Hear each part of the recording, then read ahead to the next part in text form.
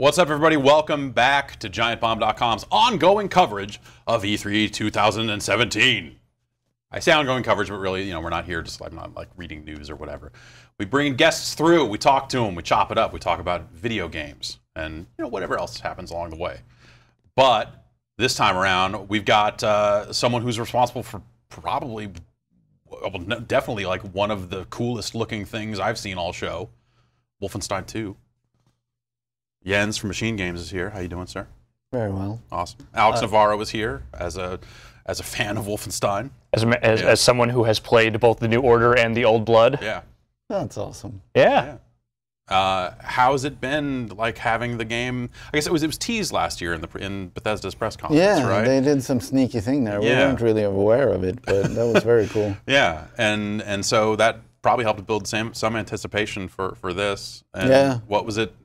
How's it been seeing the reaction to the It's trailer? been amazing. Like we had no, yeah, like everything I've read has been super enthusiastic. So very happy about that. And yeah. it's wonderful that people kind of, you know, because it is a kind of unorthodox game in many ways. So yeah. I'm really glad people are getting it. And a really unorthodox reveal. Like it's a trailer, but that thing's all over the place, man. Like how many cuts of that trailer were there shorter versions that were way more like traditional short video game trailer, or was it always like, no, we need to let this thing breathe? Well, we always wanted to make a really big statement at the outset to really. It's always been a problem for all the games we've done to sort of show what the game is about, because we have so many things going on. Right. So it's not like it's one experience and then multiplied by whatever hours. It's all different. So it gets hard to sort of compact that into something that can explain this is the game. Right. So we're, you know, a normal trailer might be like 2.5 minutes or whatever, but this is, I think, 8.5 or something. So it's a good amount of time. We can show a lot from different areas of the game, and it feels somewhat comprehensive, even though you haven't seen anything yet. Like a comprehensive fever dream, kind of. Yeah, yeah. How different is it this time around working on? I mean, and like now at this point, like your vision of Wolfenstein is pretty established. You know, you've got a fiction to work from. Yeah, and that's amazing, because first time around people are like, we don't know what this is. So. Yeah, like you go back and look at Wolf 3D, you're just like, or you know, Spear Destiny, you're just like, okay, so we just shoot the Nazis, get the treasure, eat the dog food, shoot the dogs. Right. Like it's a great game. It's an all-time great landmark moment, but hard to maybe translate forward. Yeah. Yeah, no, it was always like in the first time around, everybody was like, so what's the tone of this game? They just couldn't grasp, what's the tone? But I think people know it now, they play the first one, so, you know.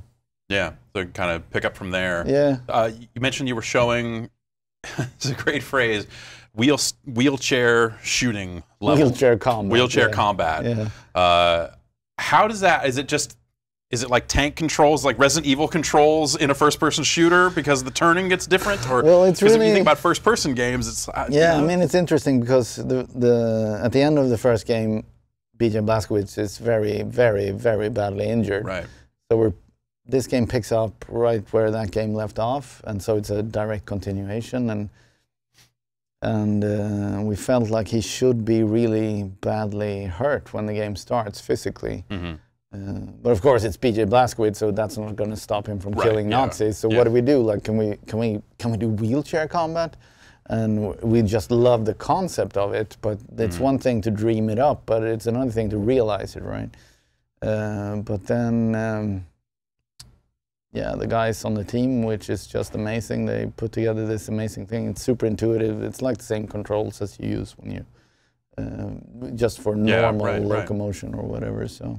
Yeah, it's very, very cool. There's something about it's hard to even frame it. Like the games that kind of came from Starbreeze and the studios that kind of came after Starbreeze went through the stuff it went through to become slightly different Starbreeze, or you know, as people got out and did different things. Going back to Riddick, that just, it's amazing these number of different games have been able to really tap into first, like just doing different and just more connected and personal feeling things in first person. Is that something that, like, when you set out to make these games, you know, there are tons of first person shooters. You know, there's one coming out every week. 9 more got announced while we were sitting here.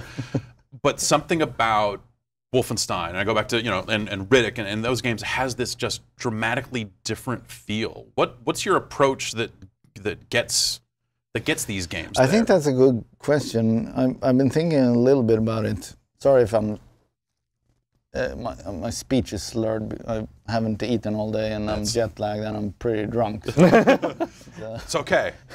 You're among friends here. Okay, good.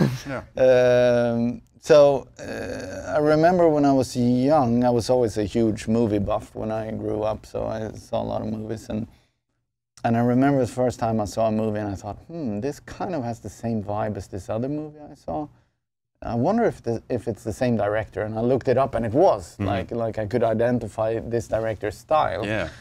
And that also translates into lots of different areas. But that was like a revelation for me. And now in retrospect, having done this now for 19 years, professionally, looking back at the body of work, there's a lot of common themes and a lot of commonalities that I think is just because that's the stuff we like, you know. Right. So we naturally sort of build that into our games. Yeah, it's been great. It's just had those. Yeah, a lot of those games just have such a different feel that really just, like I said, you feel more connected to them than you do in a lot of these other shooters. Like it has this personal.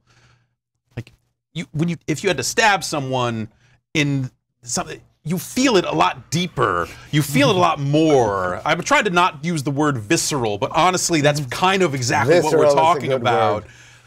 As much as it gets overused, like that's probably.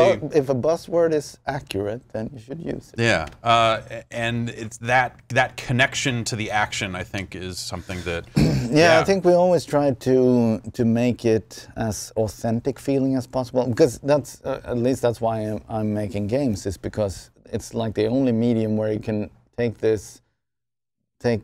fantastical propositions or fantastical worlds and turn them into something real. And that's also why we are die-hard first-person people, because that's the perspective of your life, right? So I don't that's always my issue with third-person games, is like I don't want to, move the guy around the screen. I want to be in the world. Right.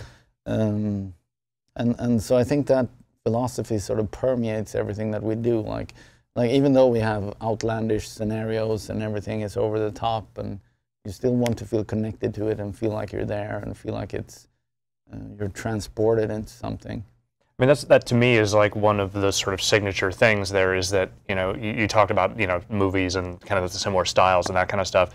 Like there's a very pulpy sensibility about a lot of those games, but it's not pulpy in the way that a lot of, other games that try to do that sort of thing is, where they're like trying to emulate cinema specifically. Right. Like they're trying to do those kinds of movies, but with a game. It's like you have sort of blended that kind of pulpy sensibility with the way a first-person game sort of is kind of meant to be, like that kind of like very up-close and personal kind of feel to it. And that's a hard balance to strike. Yeah, it is pretty hard, but it's also, that challenge is amazingly fun to deal with, because on some level, fundamentally, a first-person shooter is super absurd, because all you're like one person and you're mowing down 5,000 people. Like it's not realistic in any way, and you take a bullet and you shake it off, kind of. That's just the level of belief you have in a guy like BJ Blazkowicz. He can take it. It's fine. But he's like the real Duke Nukem. Right, but so the challenge then becomes to take this absurd premise and not sort of shy away from it, or I mean, also the original premise of BJ Blazkowicz is also pretty freaky, because it's so clearly, you know, I just picture early id Software, these teenage guys sitting in, you know, their rented apartment making video games and like, what's cool? Oh, we got to put like a muscle action hero in the game, you know? Yeah. And who you practically never see except like one little bit of the little the face, little head down there, but and of course the cover art and whatnot. But it's so clearly inspired by 80s action movies, right? And so we really wanted to honor that, and that was the big challenge of the first game, was to honor that, but while still making everything feel like that. That's the main thing for us, is just make the player feel like they are BJ Blazkowicz. And so we do a lot of things, sort of story-wise and whatnot, to create that sense. But yeah, so it's just such a wonderful challenge. To take this absurd stuff and make it feel, you know, not realistic, but genuine and truthful and honest, and something that people can relate to and have that experience. Grounded in its own crazy thing. Yeah, the internal logic is correct. Right. So there's been, the first game, you know, it seemed like that there was like a little bit of kind of choice. You know, you kind of get a little bit of decision making along the way. Is that something that...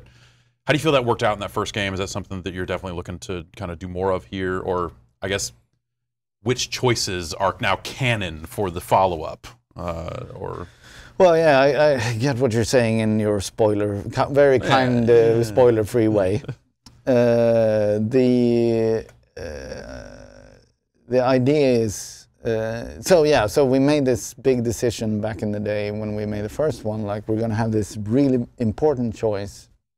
And it's going to be a heartbreaking, harrowing choice to make. And when you make that choice, that leads you into a separate timeline. So the road forks at that point. So when we come to the sequel, because it's also a huge time sink in terms of development to support those two timelines. So, and we knew this when we decided. Let's create a big problem for ourselves and worry about it later. No, not at all like that. It was like, are we up for this, and can we live with the repercussions? And we decided, yes, it's too cool not to do. Yeah. So we decided to do it, and so we're sticking with that with the sequel. Like, so in this game, you'll be able to enter your preferred path on that fork in this game too. So kind of, is that something like as you're starting the game, you can choose? Yeah. Wow. Yeah. Okay. That's. And I ended up liking. That is an appropriate level of dedication, but yeah, I also agree. That's okay. That's probably a hard problem. As someone who liked the choice that I made very much, I'm glad that there's some kind of acknowledgement of that stuff. So who did you pick? I went with the J path, so I had J in the base. And J, Yep, and the J storyline, you know, is sort of slight in the grand scheme of things as it was. Like his ending was probably one of my favorite parts of that game. Yeah, I like it too. Yeah, it was so fun because I try always to, in terms of writing, I try always to break it down into creative problem solving. And so I think about the character arcs and where each character is going. And what's amazing with Jay is that he has this conflicted relationship to America. Like he hates it in some ways, but in other ways he can't hate it because it's his country, you know? Yeah. So I think the way that arc ended is a good statement. Yeah. Yeah. Anyway. So do you think that, I mean, maybe it's something you're kind of saving, but you know, will players then go on to make more choices here, or have you branched enough and now you're like, okay, all right, not again. We might have to make a third one of these, so let's just try to reduce the number of possible paths. It depends on how you look at it. It's not. What we did this time around was because in the first game it was more of a story, the story vibe that changed depending on your choice. You got to see another character, and you know, there was you know, the main change was in the story. But this time around we're doing quite a big of a gameplay change. Oh right, yes, of course, yeah. So you'll have a signature weapon depending on the timeline you pick. So if you go with one timeline, you have the laser craft work, which is like an energy weapon, and you know, it opens certain amounts of traversability options. And if you go with the other timeline, you have the diesel Kraftwerk, which is more of a explosive weapon. And those two things really, if you utilize those weapons, it changes the combat a lot. So in a way, it's a more fundamental difference than in the first game, and that's pretty cool. Yeah. You're bringing the game to America this time. The previous one was all, you know, like alternate history, European theater. I noticed in the trailer that one of the things, like there's that scene where the Nazi dude goes into the cafe and, you know, he orders the milkshake and all that. Yep. Like a lot of the portrayals of kind of the America as under Nazi rule actually doesn't look that different from kind of the Americana of that era. Yeah. Was that kind of like a deliberate choice? Like, you know, hey, life isn't necessarily that different. It's just, oh, by the way, there's Nazis everywhere. Well, I mean, of course, when we in the game come to America, it's been an ongoing project for 14 years for the Nazis, right? And they have a very sophisticated propaganda apparatus to sort of sway the people onto their side. So, and part of that is sort of to appropriate the American culture, but just subvert it into their sort of perverted perspective. Right. So conceptually, we call it Germericana. Right.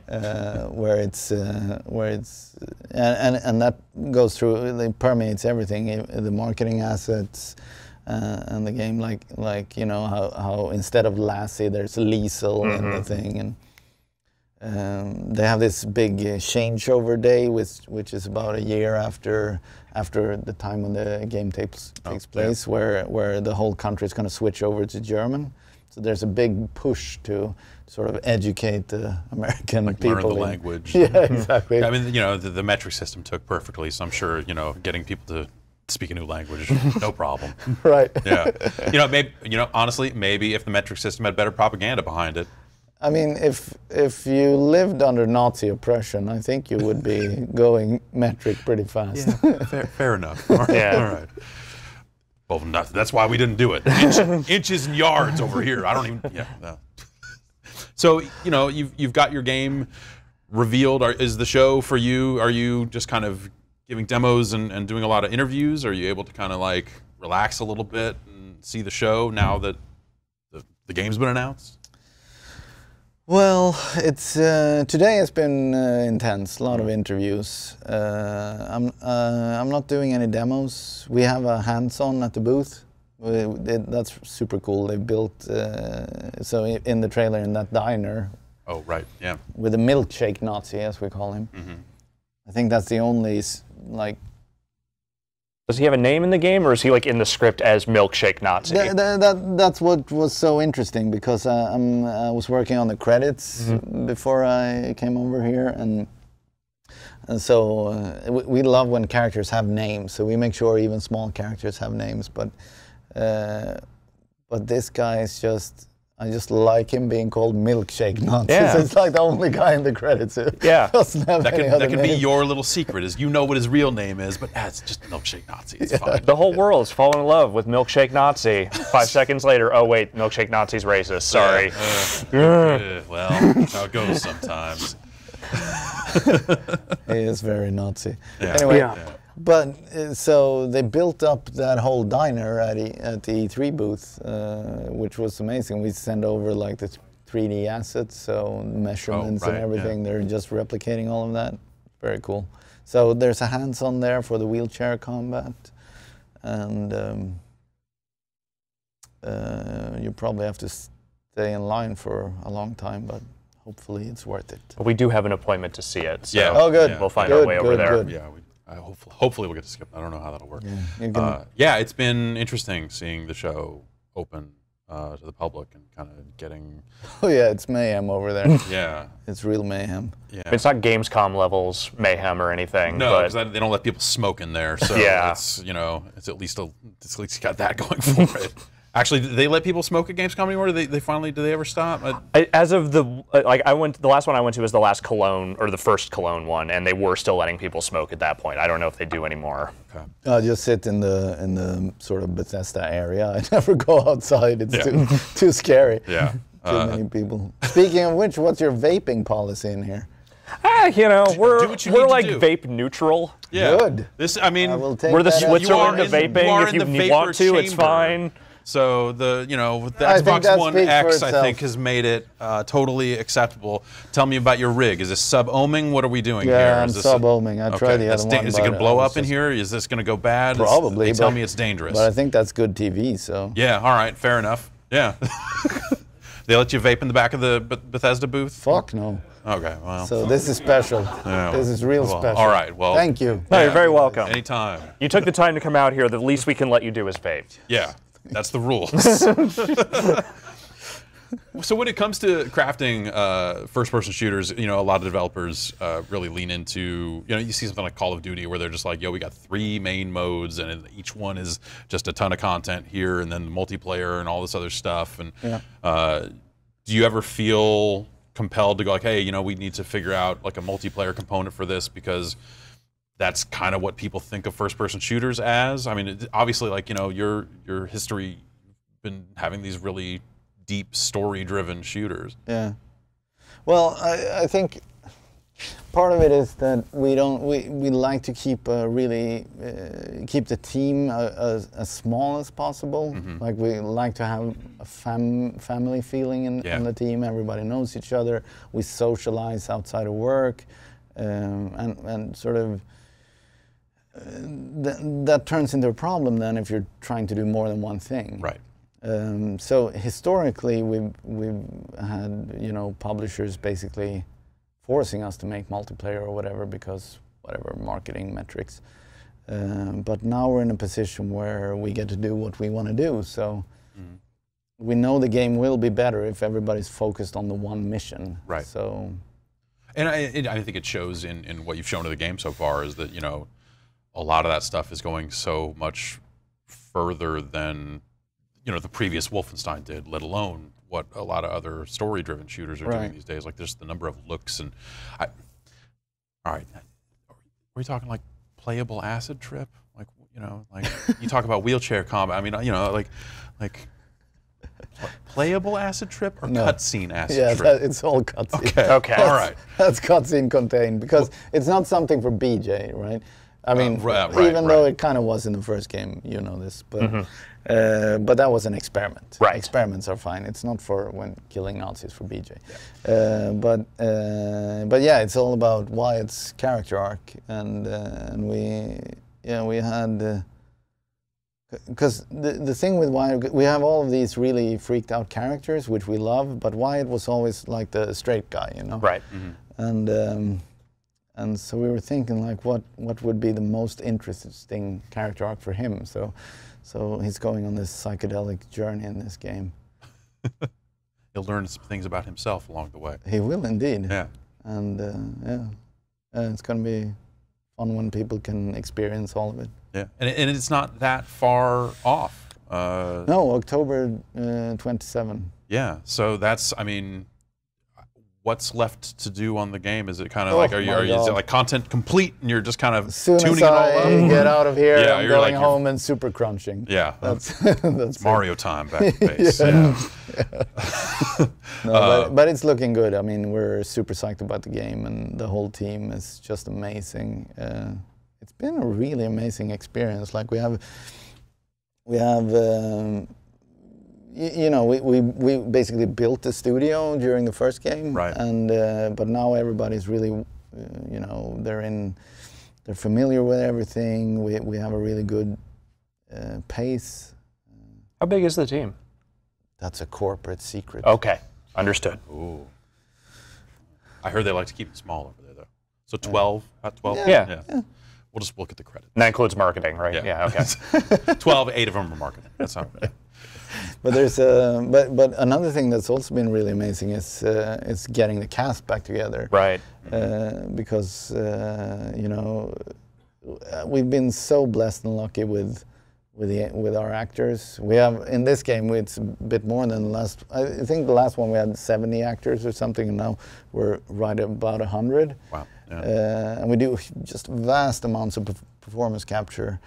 Is that something? Did you build a full performance capture studio in house, or you kind of like? Well, we have our own mocap studio in house, but we always do performance capture here in LA because this is where the talent pool is. Yeah. Otherwise, you know, flying over 100 actors, that's an expense. Yeah, it's just cheaper for us to go here and shoot, right? But those guys are just amazing, and it's so fun too because first game, a lot of them, because we don't really. Well, first of all, there aren't that many people who are familiar with performance capture. My phone is buzzing. That was mine, sorry about so don't worry about it. Was that yours? That was me. Okay. Yeah, don't worry about it. There aren't so many actors who are familiar with performance capture, and if they are, they don't really know how it's going to turn out in the end and all that. Right. And do they even know? I mean, I guess your returning cast would, but was it a case where you're like, shh, we don't, not even gonna, you just read the lines. What game is it? You don't need to know. No. They're all on the, because it's really important for us that they understand what the game is, what their part in it is, and all of that. But we have an amazing team here locally that we work with production-wise, and then you know, we have all of the returning cast who are now. It's so cool because when we wrote the first one, we didn't know who would play the parts, right?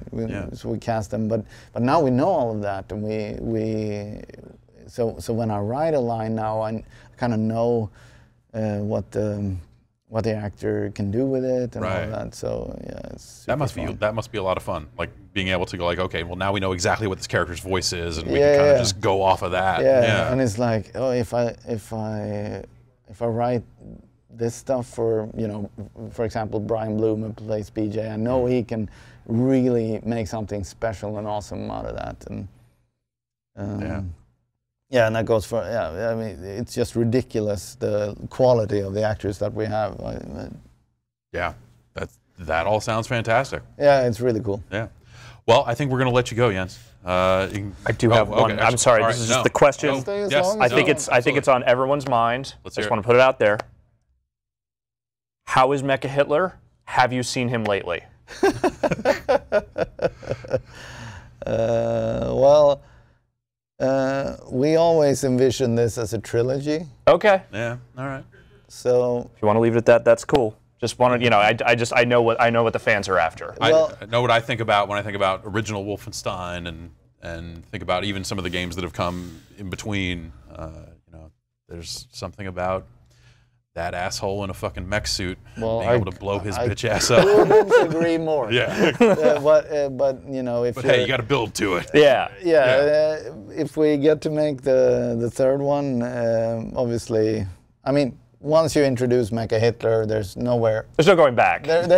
You can't go up from there. Yeah. You don't open with a showstopper. Exactly. So fair enough. All right. Well, I'm looking forward to seeing. We're going to come see the game in a couple. I think Thursday. I think Thursday's our day. Yeah. Check it out. That's awesome. I'm excited to see it for myself. Cool. And I hope thanks to see you there. so much for coming by. Anytime. All right. Thank you. Thanks. Great seeing you. Thank you. Right. And we will take a break and be back in a little while with more excitement and fun and excitement. Stay tuned.